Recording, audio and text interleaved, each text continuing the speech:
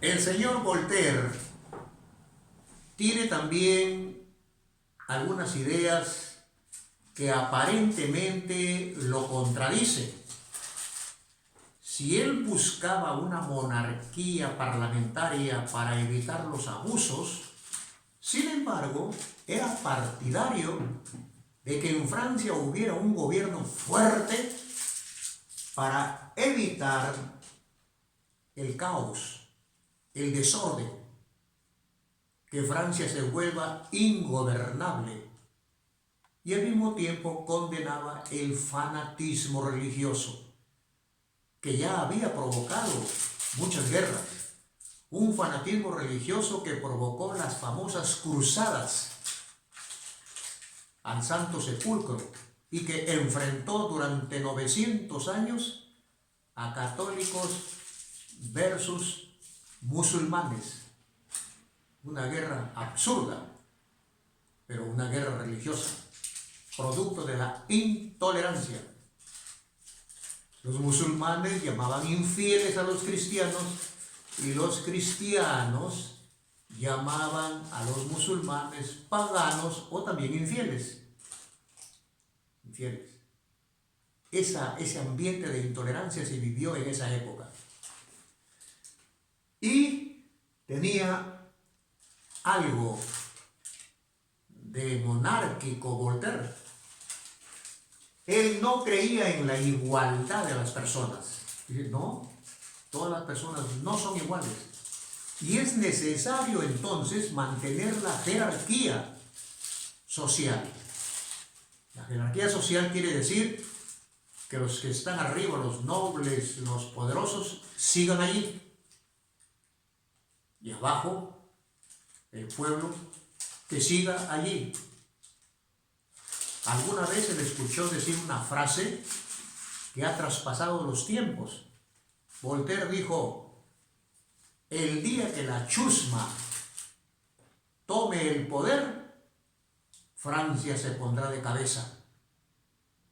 Esa palabra chusma creo que hasta ahora se usa para referirse al pueblo, a las clases de abajo.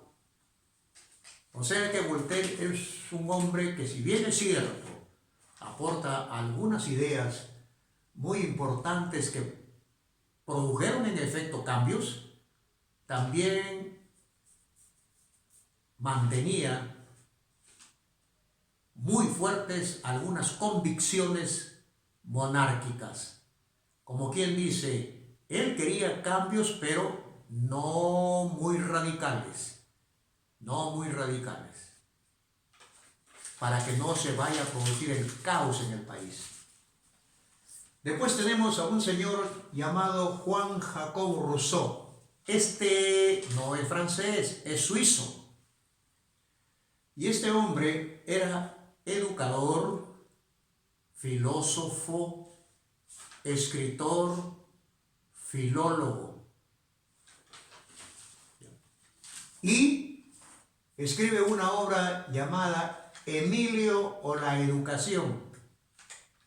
Rousseau es uno de los primeros que dice que la educación es la única puerta o la única ventana que tiene la gente para superarse.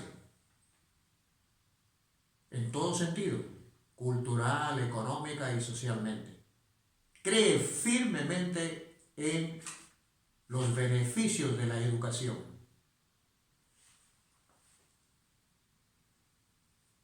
El contrato social.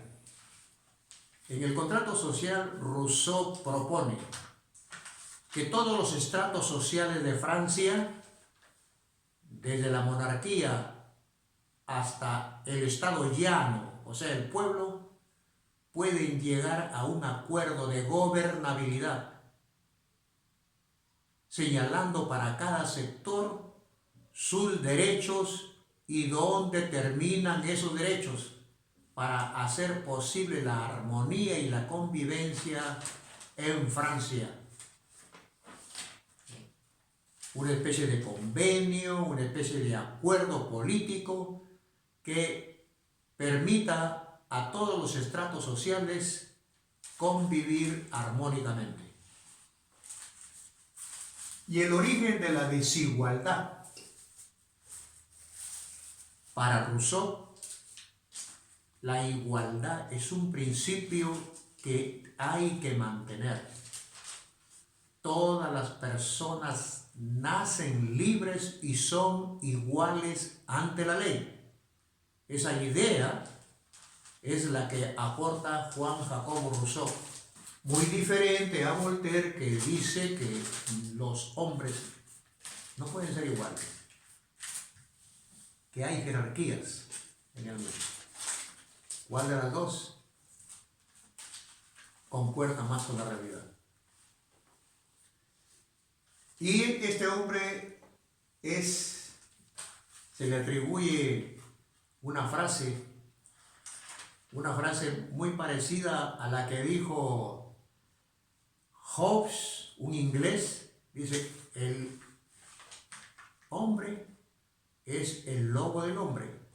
Acá Juan Jacobo Rousseau acuñó una frasecita que ha sido bien acomodada, que dice, el hombre nace bueno, la sociedad lo deforma.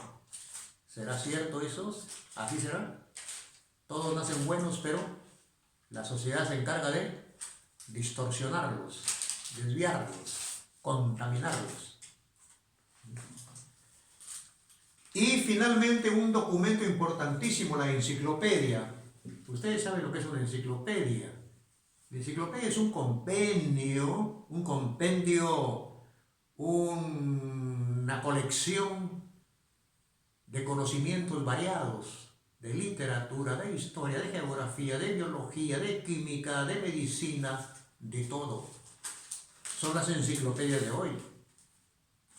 Enciclopedias tradicionales y las enciclopedias virtuales son justamente eso, ¿no? Albergan todo el conocimiento humano.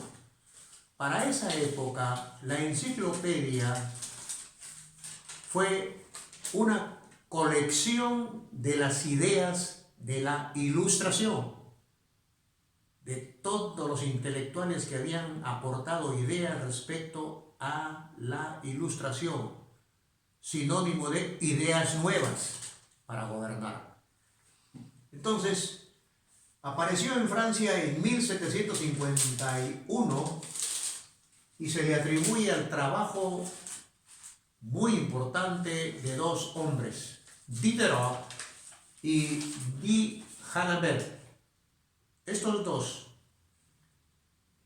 hicieron ese trabajo que duró bastante tiempo, cerca de 10 años, hasta que la publican. Pero desde que la publican, la enciclopedia tuvo muchos enemigos, muchos adversarios, entre ellos la Iglesia. ¿Pero por qué? Miren nomás qué cosa contenía la enciclopedia. Criticaba a la monarquía absoluta. ¿Y quiénes tenían el poder en varios países de Europa? Las monarquías absolutas. Entonces, no les convenía que se difundiera una obra que ponía en tela de juicio su poder. Critica al poder de la Iglesia. La enciclopedia varios sostenían allí en ese libro, que la Iglesia debía estar separada del gobierno político. No puede mezclarse el poder religioso con el poder político porque trae malas consecuencias.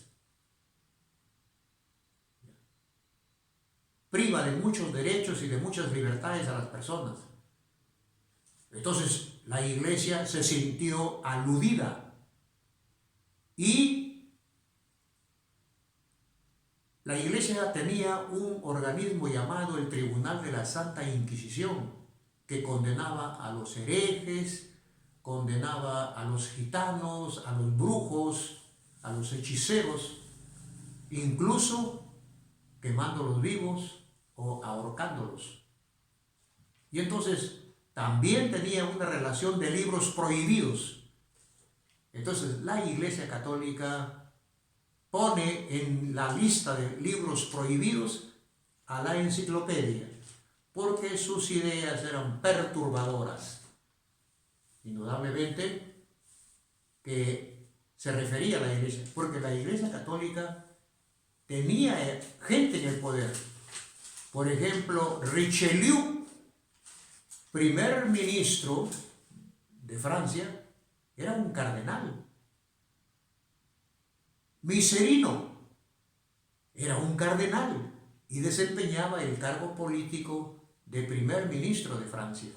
Y eso, indudablemente, no era bien visto por los enciclopedistas, por los ilustrados. Aquí tenemos, a ver, claro, son pinturas de la época, Montesquieu, Voltaire, Rousseau. Para efectos de los exámenes, de sus tertulias que tengan ustedes con otras personas, se van a referir por el nombrecito Montesquieu, Voltaire, porque en realidad su verdadero nombre en francés son un poquito más complicados. Muy bien, alumnos, entonces he terminado y ustedes pueden, por ejemplo, extraer para efectos de investigación los datos biográficos de Montesquieu, o sea, conocer un poquito más de él, lo mismo de Voltaire y lo mismo de Juan Jacobo Rousseau. Gracias por su atención, alumnos. Hasta la próxima clase.